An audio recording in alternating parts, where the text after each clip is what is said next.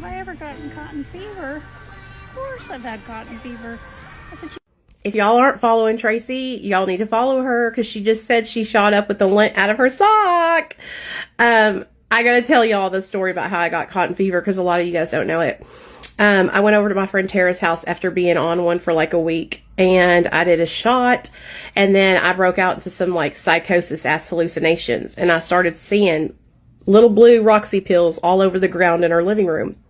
So my ass got on my hands and knees and started picking up what I thought were these little blue Roxy pills. I went over to the kitchen, put whatever I got off the floor into the syringe or into the spoon, and mixed it up, drawed it back, and shot it up. Next thing I know, like literally 2 minutes later, I swear, whole face starts sweating, right?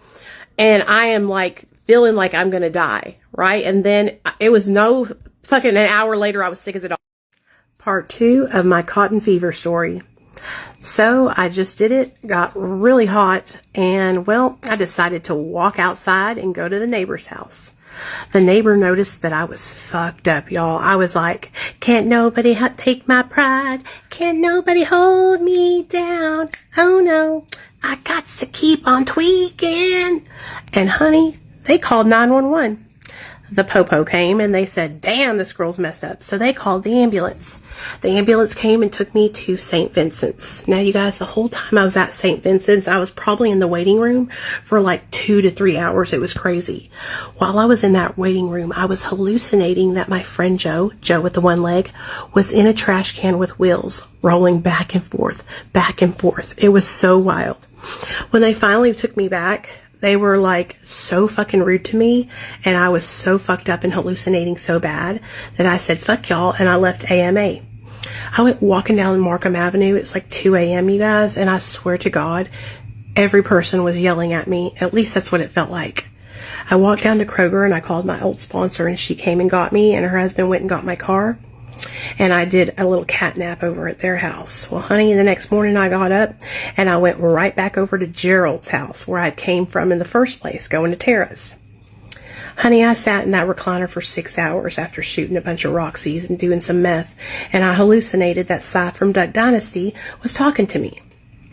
He kept poking his little head out the vent with his little beard hanging down, and we were just going back and forth, back and forth. Well, after about 6 hours, I couldn't take it anymore, so I went to my friend Gerald, and I was like, man, please help me. I need to sleep. So he gave me a 100 milligram Seroquel. And that, my friends, is where everything went wrong. Part 3. So I took that 100 milligram Seroquel, and I went and laid down in between Barry and his boyfriend, and I thought, you know, I'll lay down with these guys, they'll keep me in here, they'll keep me safe. Honey, it wasn't even 10 minutes later and I was popped right up, eyes bugging out of my head, full-fledged hallucinations. And in my mind, you know what I said? I'm supposed to be at work. I gotta go to work. So what did I do? I took off walking. I left my car keys, I left my cell phone, everything, and I took off walking at 2 to 3 a.m. in the morning, walking down Southwest Little Rock on Baseline. Well, I didn't get very far. I saw this lady's trailer, and on her porch what looked to be a huge pile of weed brownies. So I ran over there and I grabbed a stick and I started trying to sweep all these brownies off her porch. Well, this little lady stuck her head out the window, and I must have scared her so bad she forgot to speak Spanish. That's what the police said. Well, honey, she called the police, and they came, and they were like, ma'am, are you okay? And I was like not responding, like I was just like bugging, right? I thought they were pulling their guns on me. I was dipping and dodging, all this shit. So they got my phone and they called my mom and dad. My mom and dad said, she's a drug addict. She's really in bad shape. Please take her to the emergency room. So they called the ambulance. When that ambulance came there to get me, y'all, I was so afraid of those guys. I was hallucinating that they were trying to shoot me up with cocaine. So the whole ride there, I was resisting and flailing around and just wilding out. We finally got to the emergency room, and they put me in my own separate room, and the doctor kept asking me, did you do bath salts? Did you do bath salts? And I was like, no, I shot meth, Roxy's, I've done some Xanax, I took some Seroquel. I just told him what all I'd done. He gave me a shot of Thorazine and Haldol, and that's when my hallucinations got so fucking real that I stood up and I started licking the walls. I thought that there was frogs all over the walls. I thought that Miss Frida from Kroger was blowing crack smoke underneath the crack of the door to me, so I was going like this under the door. It was a shit show. Well, about 20 minutes later, they came back in with another round of Thorazine and Haldol, and they gave me another round. Once they gave me that round, I don't remember much else. All I remember is going completely dark. What happened was I went into a coma.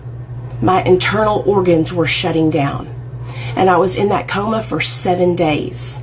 My mom and dad came because the hospital told them that they didn't know if I was going to make it. They didn't know if I was going to wake up. When my dad got there, he collapsed. That's how upset he was. And my dad's this huge, strong, Italian stallion kind of guy. But to see his daughter laying there lifeless in a coma, it broke my parents' heart. Shortly after that, they moved to New York because they